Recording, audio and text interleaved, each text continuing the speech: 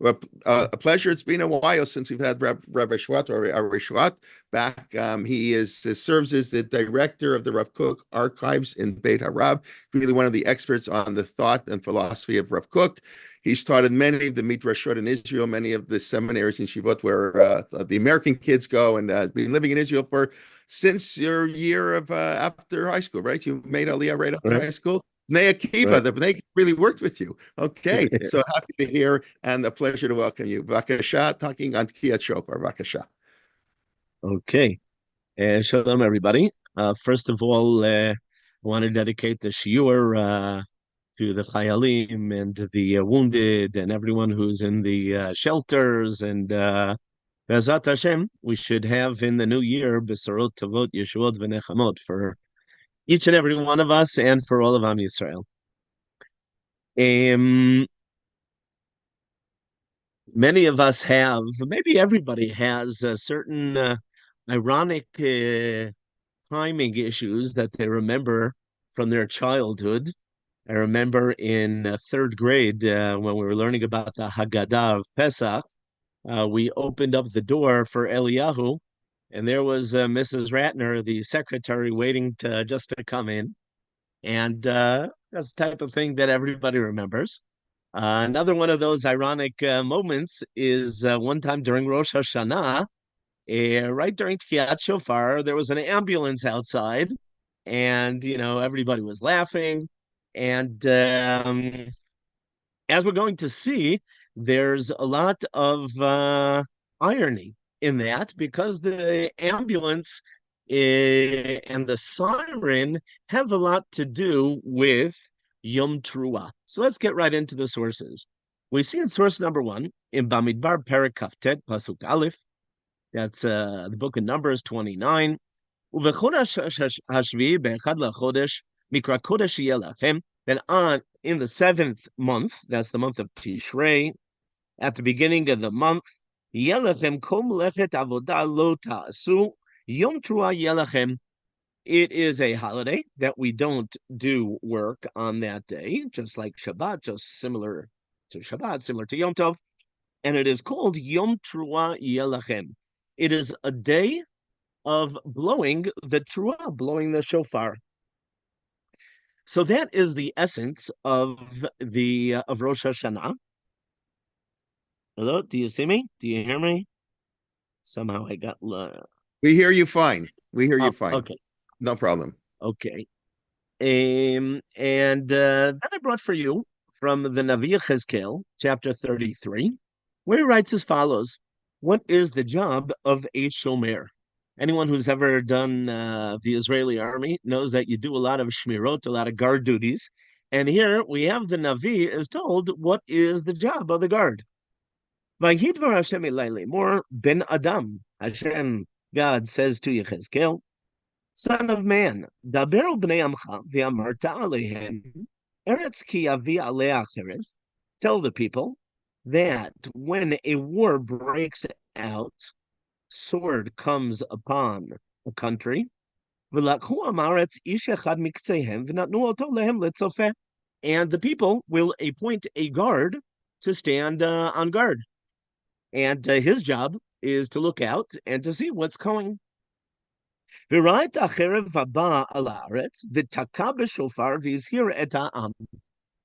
see here in black and white that the shofar in the olden days was the siren. That's exactly. So when you hear the shofar, you have to switch gears. Don't think of an ancient ram's horn, but get into in addition to the ancient ram's horn, which has its own symbolism, but the pshat, the simple meaning from the Tanakh, is that we are hearing a siren to alert the people.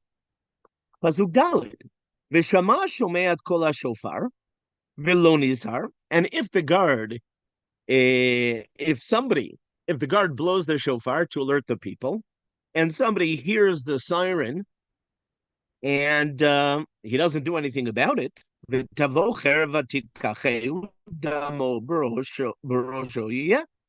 he is taken hostage, chas v'shalom, unfortunately we also have that on our agenda, If a person heard the siren but just went along doing his own thing and didn't pay attention, it's his own fault.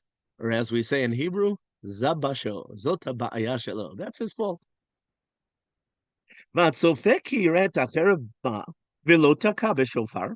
On the other hand, if the shomer, if the guard, sees the enemy coming and he doesn't sound the siren, he doesn't blow the shofar, the amlo nizar, and accordingly, the nation cannot act because they didn't hear the siren. They don't see the enemy coming.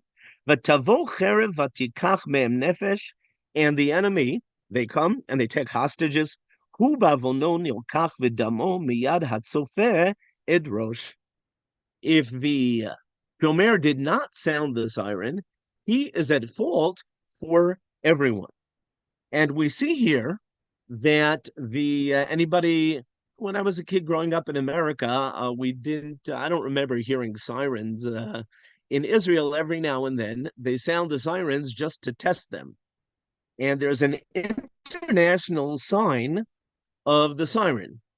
There is just the checking tone, which is like a tekiya, one flat tone.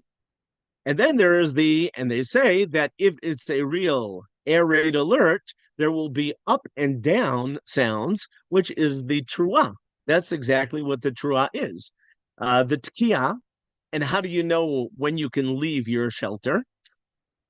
When you hear the Tekiya, that flat note is the all's clear sign.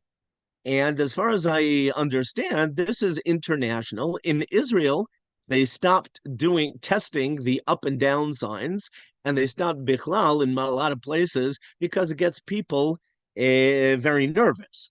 But once you understand what the tekiya is from the word takua.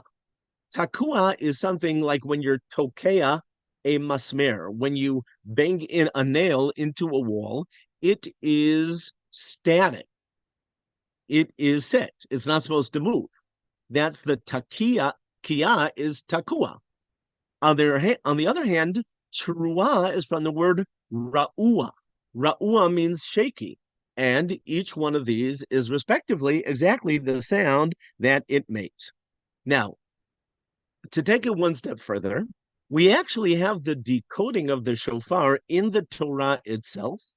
Let's see together in source number 3, where I brought for you Bamidbar, the book of Numbers, chapter 10. Vaydaber Hashem and Moshe lemor. And Hashem said to Moshe, saying, Aseh lecha shtei chatzotzrot kesef. Make 2 silver horns. Now notice, here we're talking about horns, but the blasts of the Teruah and the Tekiya, those are the same blasts that we use in the ram's horn and the shofar. But here the Torah is going to decode when exactly we do a Tekiya and when we do a Teruah.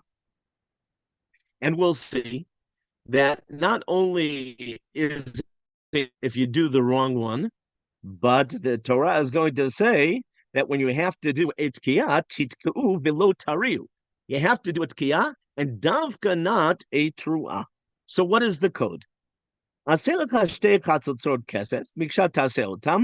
Make yourselves 2 trumpets of silver. By the way, it's very interesting that the Gemara, I believe it's in Menachot, learns out that you have to make for you horns of silver. What does it mean for you? So the Gemara learns out that every generation needs to have its own silver horns. In other words, most kelim, most of the utensils of the Beit HaMikdash can be passed down from generation to generation, and they were. On the other hand, there's a special law that the chatzotzrot, the horns, have to be made anew every single generation. And interesting, I once gave a class here on Rabbi Kelman asked me to speak about the differences between Rav Soloveitchik and Rav Kook. In America, the Rav is Rav Soloveitchik, and in Israel, the Rav is Rav Kook. But on this issue, they both say the exact same thing. And it's a beautiful drasha. where they say that why does every generation need its own horns? They have to be made anew because what was good for listening in the previous generation does not speak to the modern generation. Every generation needs to hear the Torah and to hear the call of God in its own language. And our grandparents' generation was definitely different from our parents. And today, with Rav Kook talks about how the world is constantly evolving, but it used to be a slow evolution. Since the industrial evolution, it's growing in leaps and bounds. And we have 7 children, and the older children are like in a totally different generation than the younger children. And generations go change differently, and also the education for kids even 15 years ago is different than for children who are being raised today. Anyway, that's just a side point. Close the parentheses. So that's why every generation needs to have its own horns. The job of the blowing of the horns during the 40 years in the desert was limikra ha'edah, to call the entire nation together, to hear announcements, to get together, to learn Torah. On the other hand, the trumpets were sounded also as a sign that it's time to get on the move. We are about to travel. This is the Tekiya, and this is the Teruah, as the Torah goes on to detail. V'taku bahen, when you blow the chatzotzrot, or in our case, the shofar, just translate it to Rosh Hashana, because that's what we're talking about. V'noadu elecha kol eida el petach oel moed, when you blow both horns in the desert, all of the entire nation of Israel would come together, would unite around the Oel Moed, around the Mishkan. The imba achat itkau, but if instead of blowing 2 horns, you only blow 1 horn, so that's a sign to unite just the heads of the tribes. In other words, the Tekiya sound, that one sound, its job is to unite. Sometimes it's to unite the heads of the tribes. Sometimes it's to unite the entire nation. But the main point is Tekiya is a point of unition. What is the idea of uniting in the Tekiya? The idea of the Tekiya, and this is also found in the Kabbalistic sources, is the idea of relaxing. There's safety in numbers. When everyone's together, it gives a certain relaxation. I remember there was a certain period when in Riverdale, when we used to have problems with the local Irish kids in St. Gabriel's on Johnson Avenue, if anybody is from Riverdale. And so they used to, a couple times, they beat up the kids, little kids, on their way to Bnei Akiva. So what we had to do was we made walking groups. And I remember there was a walking group with the 2 girls from Yonkers that would walk in an hour, really dedicated. By the way, one of the Chanichim of the Sniff, when they got older, I asked them, "No, do you remember Bnei Akiva Riverdale?" They said, "Sure." And I asked them, "What do you remember?" And they said, "Well, I remember the Meshuggah and Madrichot who would walk an hour every single Shabbat afternoon from North Riverdale and Yonkers to the Hebrew Institute of Riverdale, also in the snow, also in the rain." And I don't remember anything that my Madricha ever said, but he said, "I remember their dedication, their idealism." Anyway, what was the idea? Why is this 10th and 11th grade girls, these 2 girls who are in charge of a walking group, if, I don't know, some hoodlums would want to beat up the walking group, I don't think these 2 girls would be able to protect them anyway. And they don't have cell phones to call the police, and it's Shabbat. But what is the idea? There is safety in numbers. And the idea of gathering the people together, that is the symbolism of the Tekiya. It's a relaxing sound. And that's why when it's time to leave the shelter, and it's all clear. What is the all clear sign?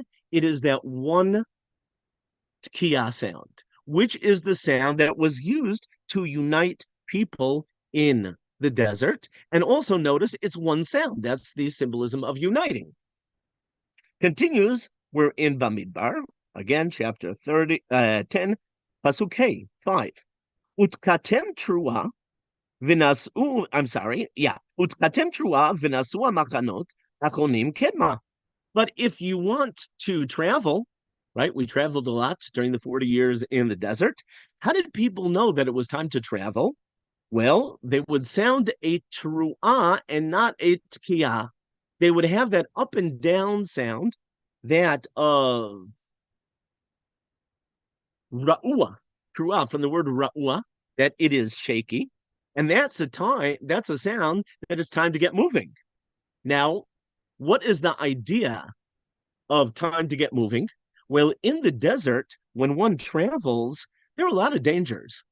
Where even though HaKadosh Baruch Hu obviously gave us the water and he gave us the man and he protected us with the pillar of cloud and the pillar of fire, nevertheless, it's natural to be scared when you are on the move in the desert.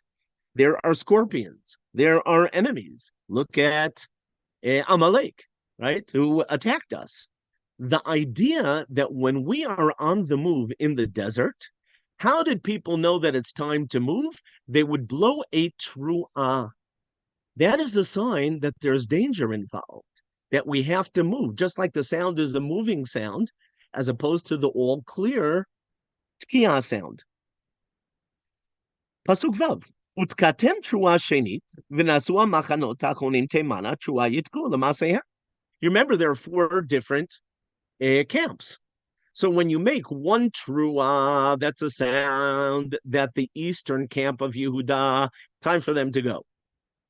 Then when you sound a second teruah, that's the time that the southern camp, Reuven, and their camp goes. And so for the third and so for the fourth camp. But the common denominator is that when it's time to move, you always blow a teruah. On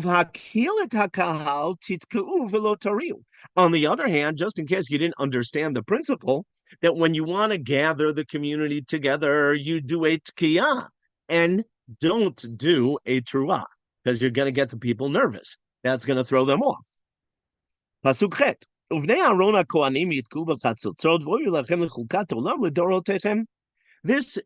the Kohanim are the ones who blow the horns. By the way, anybody who's ever been to the Machon HaMikdash in the old city in Yerushalayim, maybe you've seen they've already manufactured two kosher silver horns to be used in the Beit HaMikdash, part of the mitzvah of making a mikdash. We can't build a temple, but at least to prepare the utensils, according to most opinions, that is also a mitzvah even today.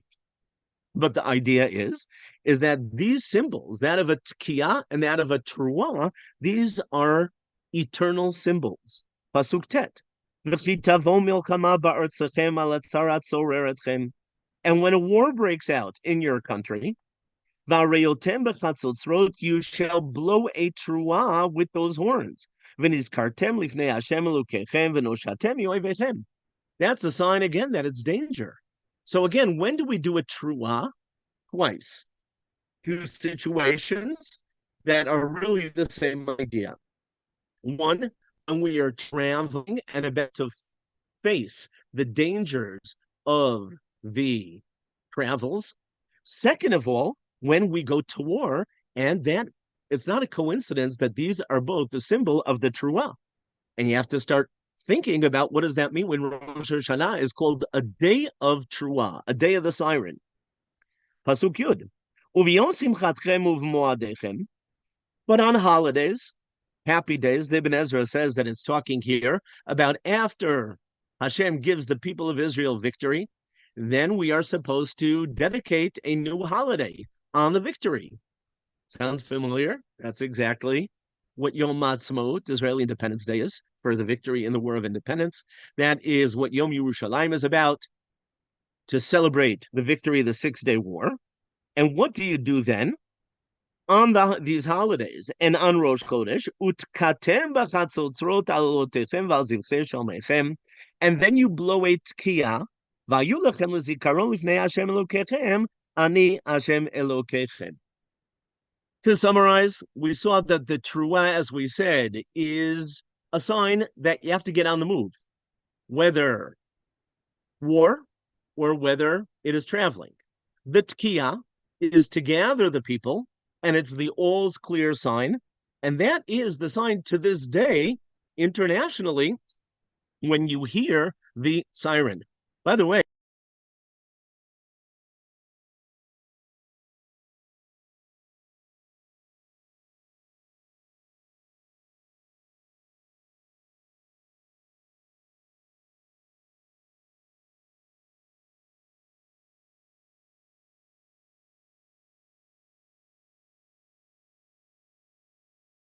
anyway, so I was saying that in Israel, on Yom HaShoah, the Holocaust Memorial Day, and on Yom HaZikaron, in commemoration of the all of the soldiers and the victims of terrorism, that's the day before Yom HaTzmaut, we sound the siren. I actually remember the very first time I was in Israel, and I had never heard this before. And I was on a bus. They told me that in Yerushalayim, that's where all the action is. So I was on a bus on the way to Yerushalayim, and all of a sudden they heard the bus pulls over to the side. Everybody stands up. I didn't hear anything, but I saw everybody was standing up. So, as a new Oleh Hadash, I asked, "Hey, what's happening? What's happening?" And somebody said, "Shikit, Sfira, be quiet. It is the siren." Now, I didn't know the word Sfira means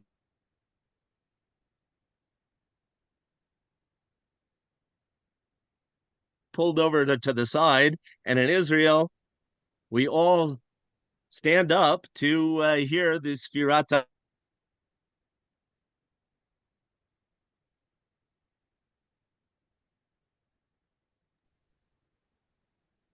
Can you hear me? Off and on. You went off again. Nah,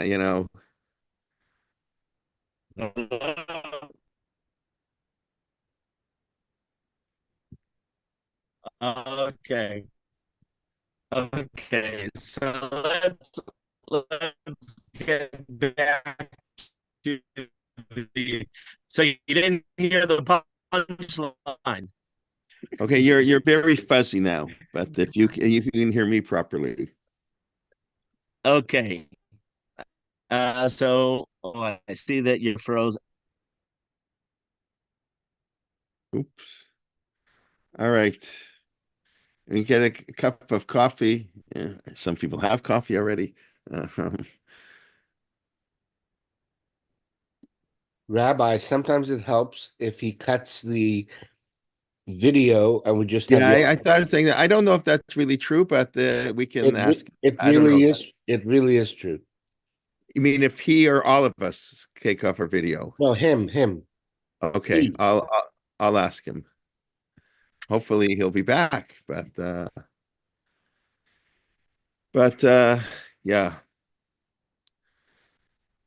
Let's just say the Tekiya is a positive sound, the Shvarim and the Teruah are negative sounds. That's al rega lachat, what So what were Rabbi, you saying about Rabbi, if you want, I can blow shofar.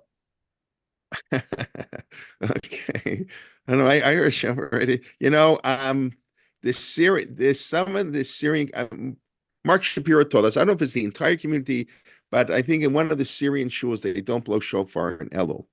And the reason they don't blow shofar originally was because their shul was in a residential area, and the neighbors complained. They used to have them at 6 in the morning. It's very nice. They're beautiful. It's why you can't make a minyan on an Ella plane. Can't bother people. You want to make your religious thing can't come at the expense of anybody else. So they stopped blowing shofar. I guess it was the area, even the windows were closed. I don't know. So they didn't blow shofar in Elul. And the rabbi told him that he actually likes it.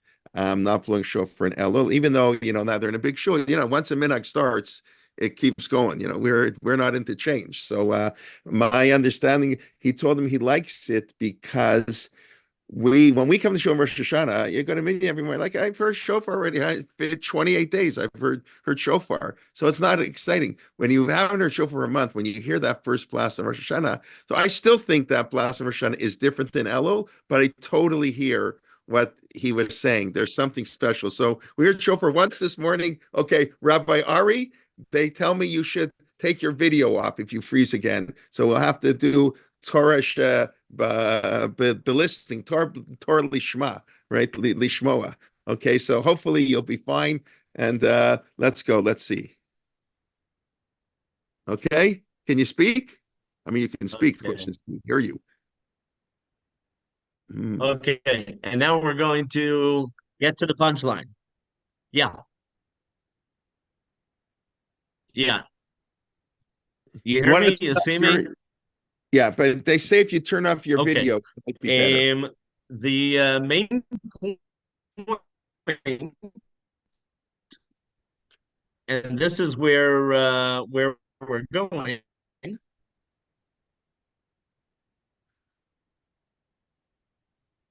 Oh yeah? Okay, let me try. I changed location to a better location. Do you hear me now? Yes. Is it okay? Yes. Hello? Yes. Yeah, we Yes. hear Ashrei you. Yoshvei Beitecha Od Yalulucha. Good. Ashrei We, ha'am shekach lo. Ashrei we am hear you. she'Hashem elokav. You hear me? Yes. Yes. Yes. Yes. Okay, great. Okay, so we'll try it without the camera. Okay. In short, okay. So what we've seen till now is that there are two types of sounds. There is the Tekiya and there is the Teruah. The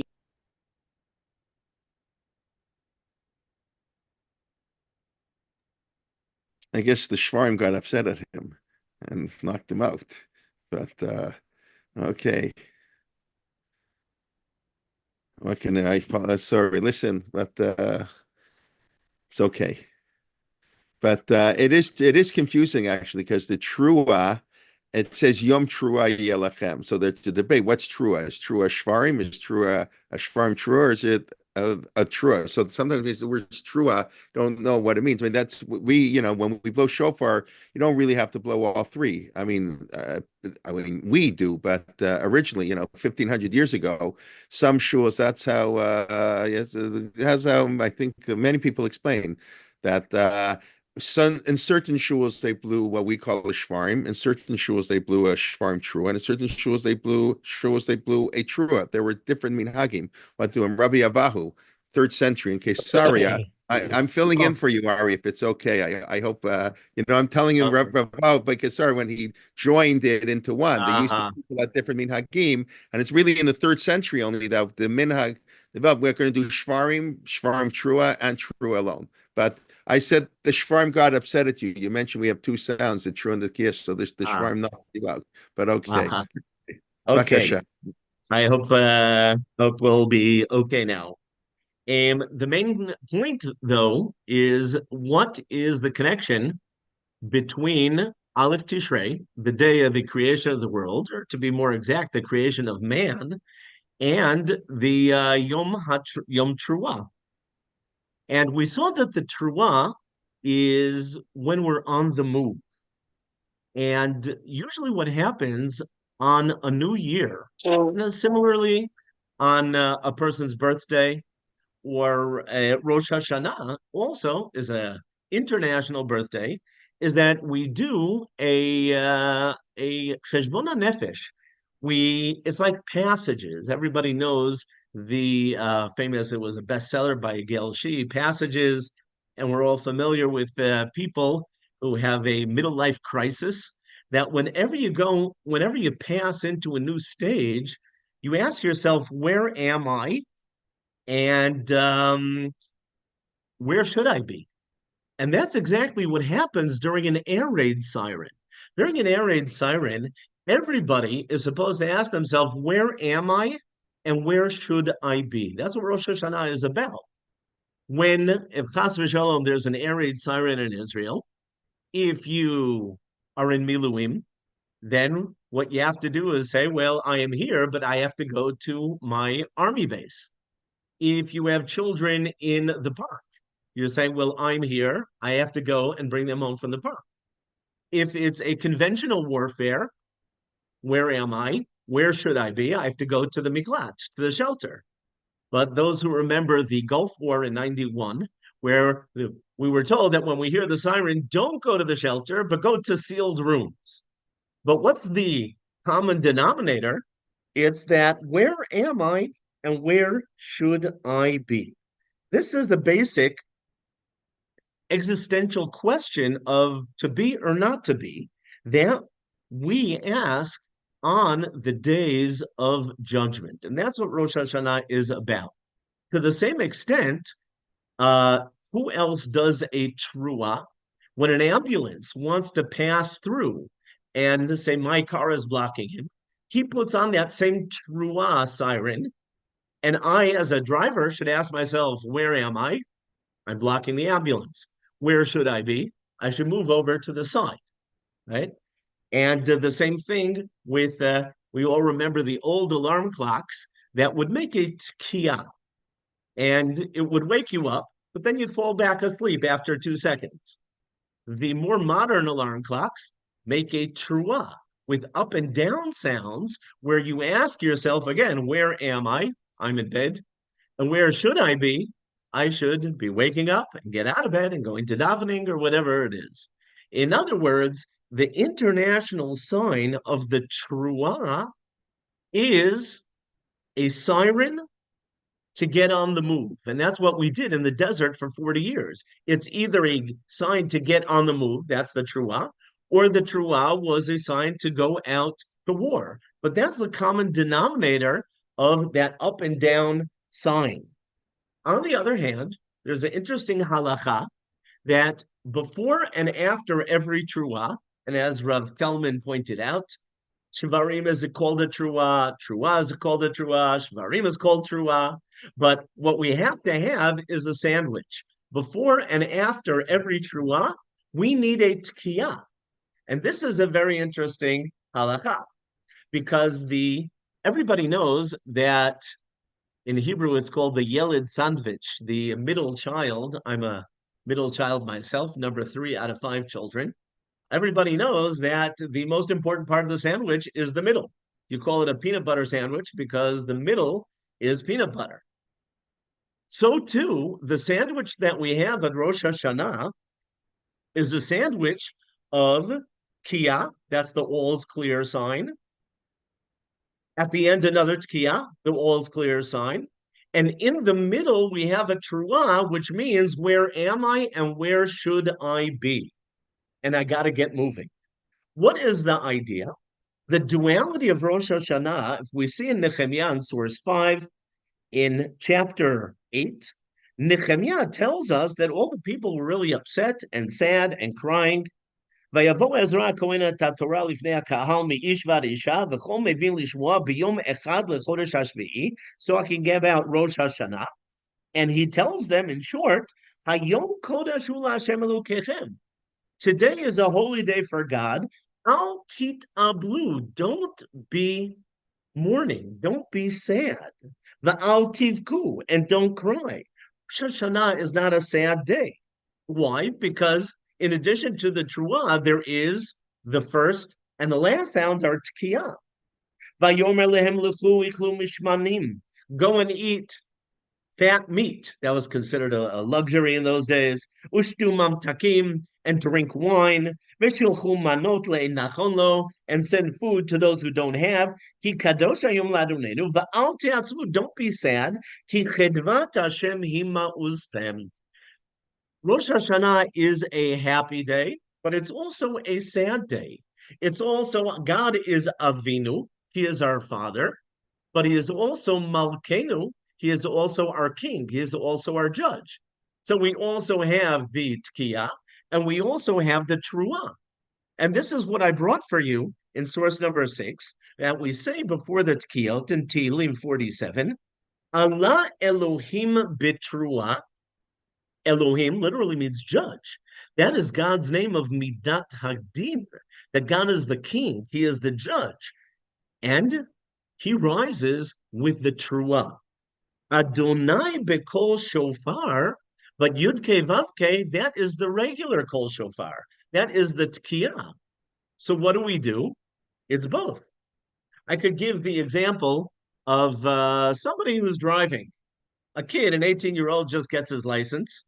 And like a lot of us, when we were 18 years old, and you get out on the highway with your new license, and you push the pedal to the metal, and you start speeding.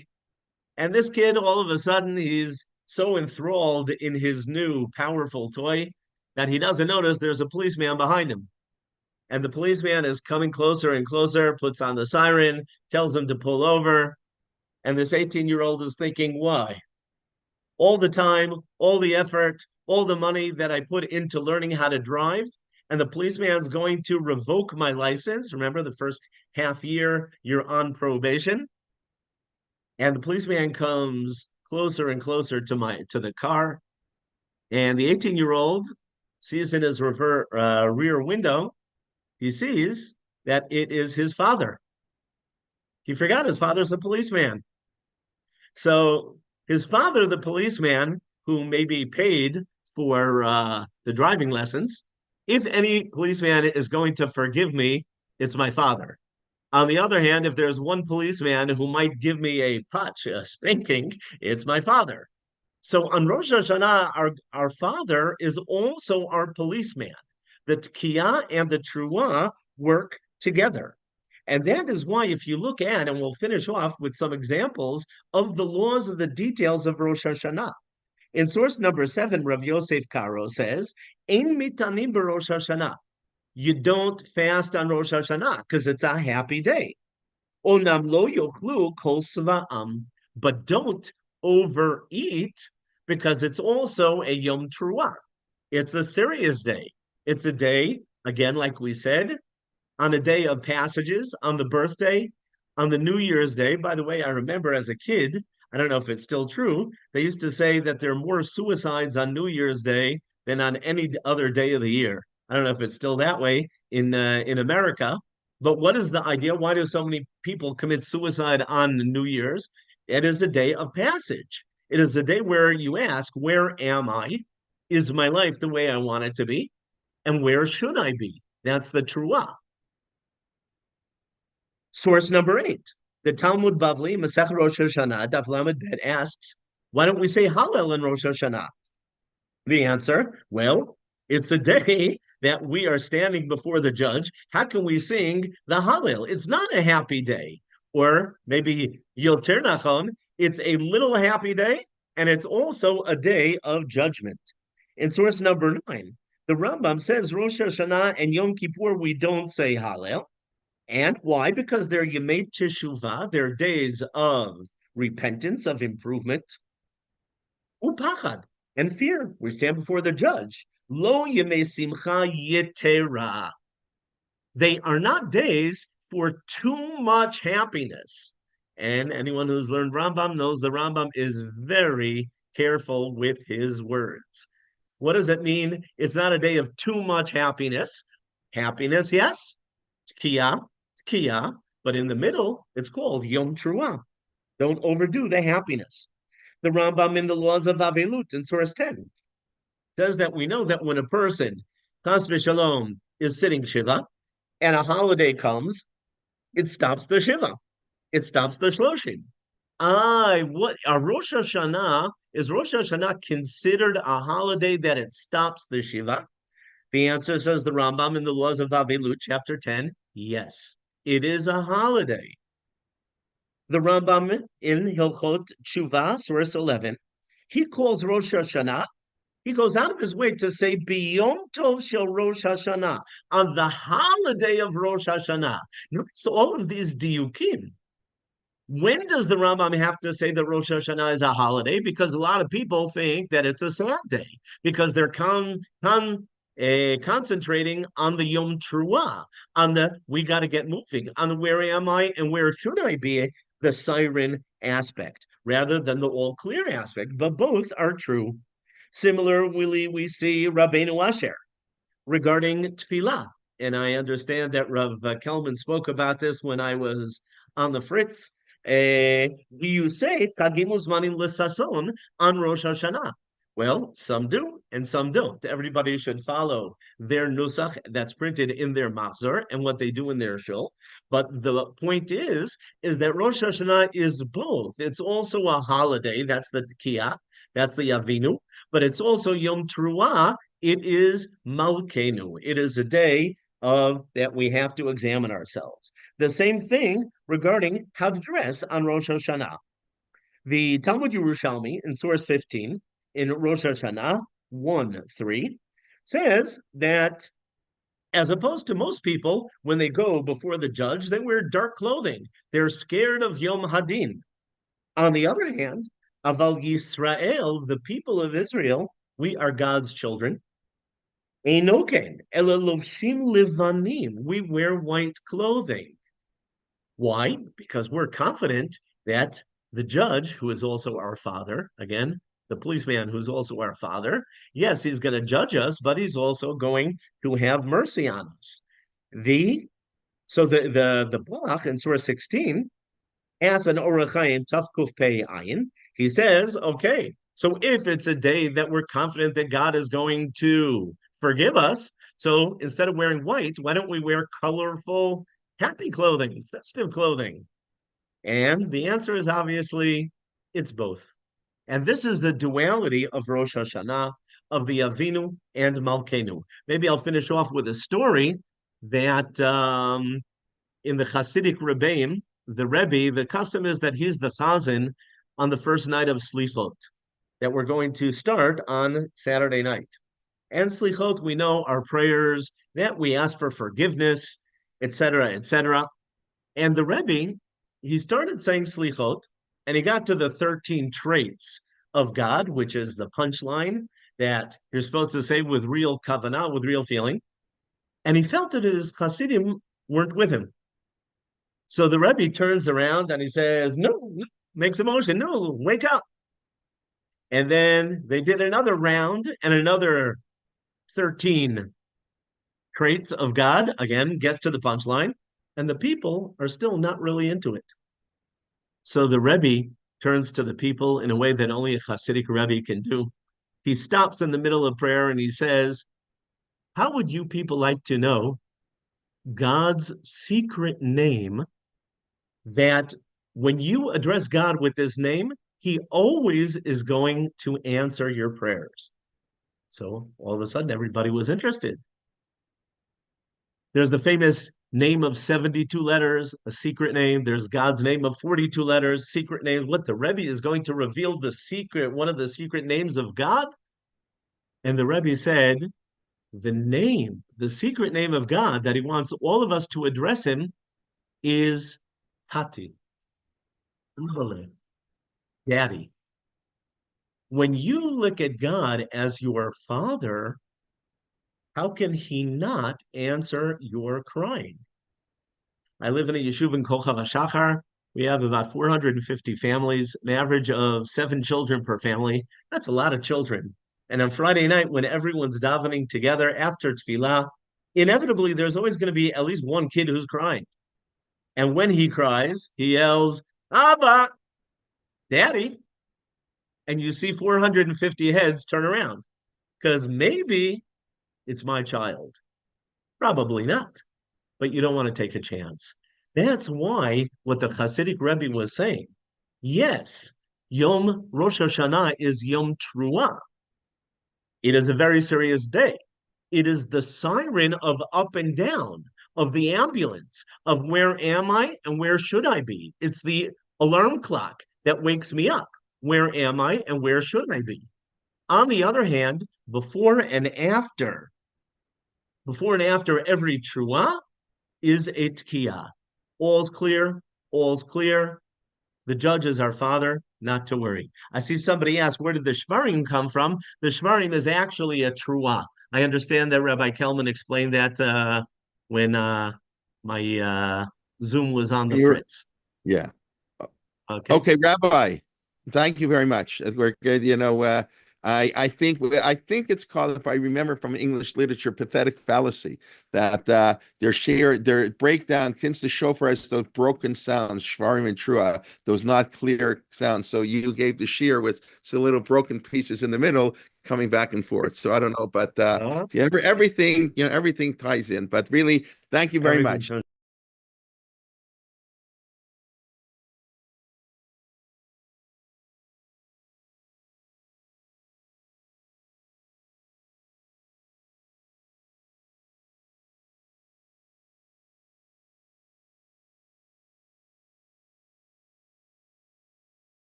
Thank you.